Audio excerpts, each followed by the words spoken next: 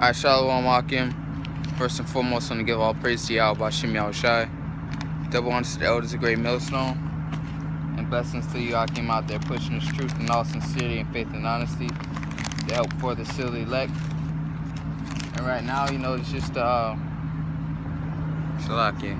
Sun is blocking out. But it's just a rant.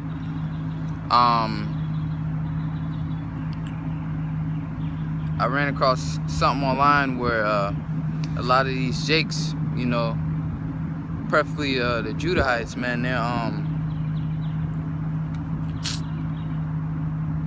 quote unquote, calling themselves conscious about things and about the Europeans and stuff, and pretty much bashing the scripture, so to say. And I ran across a photo, and it said Seth killed his brother, and that's the Egyptian story, and it said that Cain and Abel came 4,000 years after. So they said believe what you want, but just know the truth. So they're pretty much saying that just because an Egyptian story of two characters, one of them killed their brother, then the Bible came with a character saying that Cain and Abel were told 4,000 years after. It's just people are just, the Most High just pretty much blocking. Most High pretty much blinding their eyes to certain things, man. You know what I mean? Because all the stories are similar. And I'm gonna try to get this on camera. It's just a plain diagram, just an explanation. But all the stories are similar, man. Just like every nation has a story of the flood, right? So this Egyptian story, similar to Cain and Abel, quote unquote, they say came 4,000 years before. But when Cain killed his brother Abel, the Most High kind of brought him to counsel for that. He said, roughly paraphrasing, I hear your brother's blood crying from the earth. So therefore it goes to show you that the laws were already there.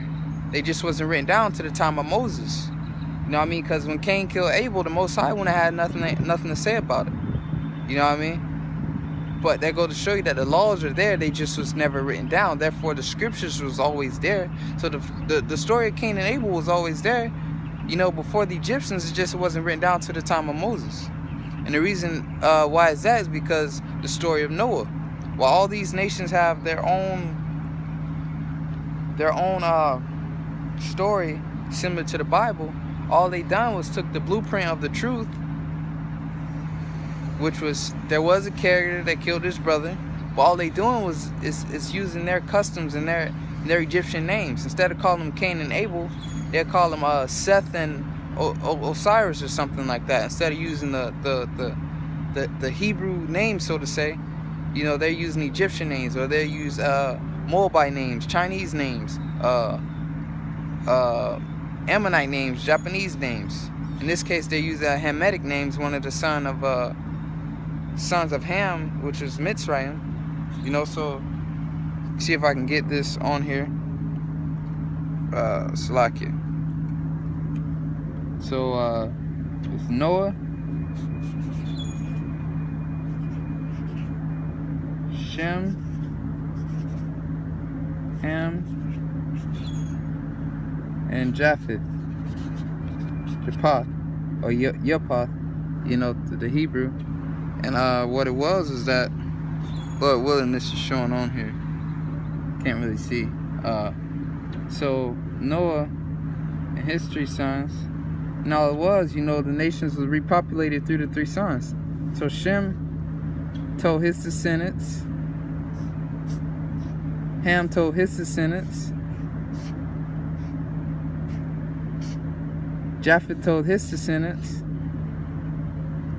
his descendants told his descendants, and his descendants told their descendants. You know, it all goes down the family line. So that's why these stories are similar, because all nations came through these three people. You know, so, but when you trace it back, it all goes through the three that populated the earth. So the stories are going to be similar, but since the different nations, they're going to use their own names. So there's no plagiarism. There's no